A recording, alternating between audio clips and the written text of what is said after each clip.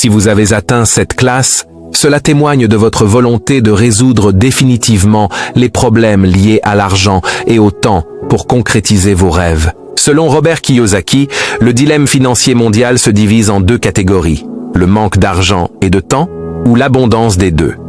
La clé réside dans la gestion de votre temps et de votre argent, ce qui résout le problème fondamental.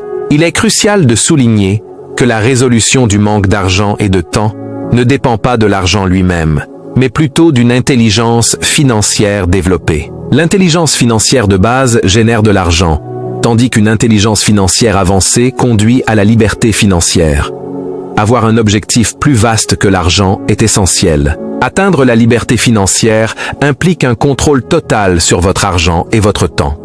Pour y parvenir, commencez par comprendre les différentes façons de générer de l'argent.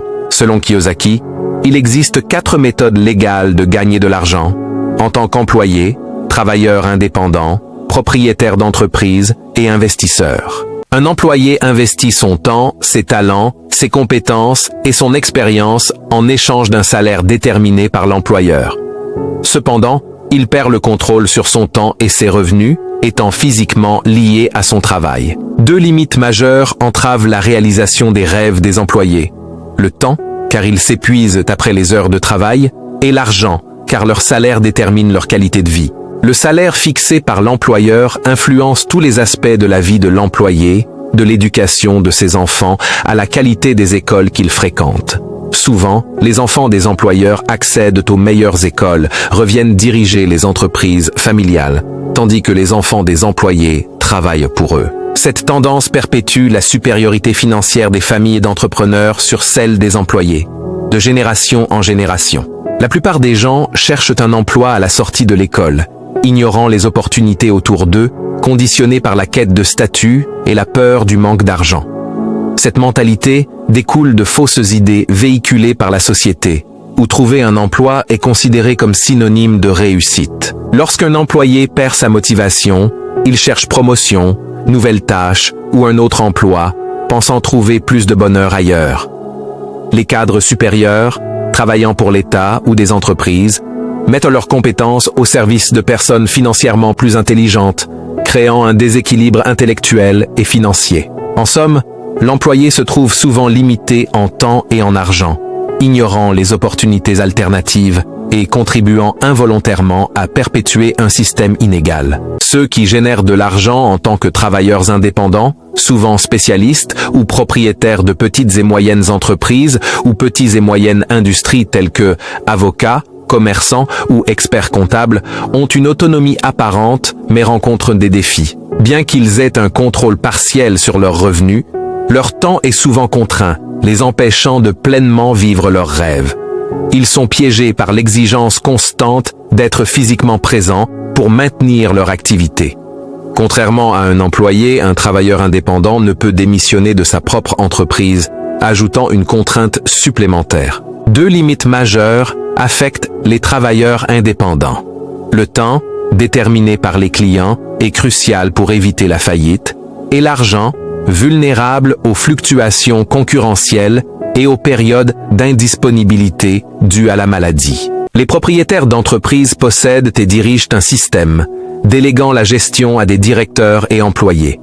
Ils ont un contrôle total sur leurs revenus et leur temps, ce qui leur permet de concrétiser leurs rêves sans être physiquement présents pour générer de l'argent. Profitant de 2 avantages majeurs, le propriétaire d'entreprise utilise les talents d'autres personnes pour générer des revenus, libérant ainsi son propre temps pour réaliser ses rêves. Avec un contrôle total sur ses revenus grâce aux employés, il peut jouir de moments de qualité avec sa famille et vivre pleinement ses aspirations. L'investisseur place de l'argent dans les systèmes d'autres personnes, libérant ainsi son temps et son implication directe pour générer des revenus.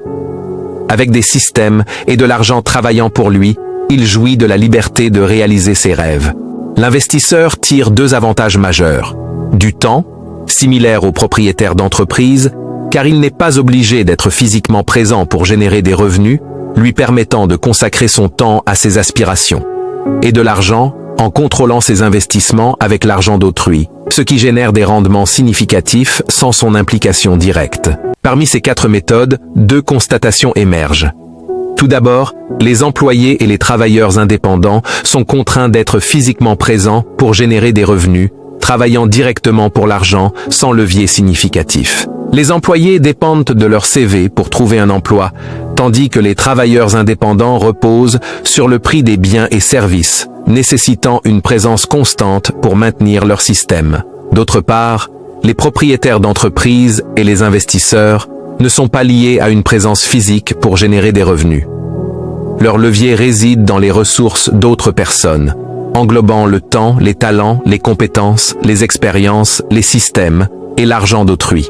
Les propriétaires d'entreprises utilisent les ressources humaines, tandis que les investisseurs s'appuient sur les systèmes et l'argent d'autrui.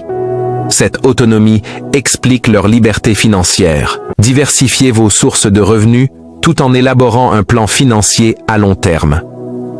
En cultivant une mentalité d'investisseur et en utilisant intelligemment les leviers disponibles, vous pourrez progressivement atteindre la liberté financière et échapper à la dépendance exclusive du travail salarié.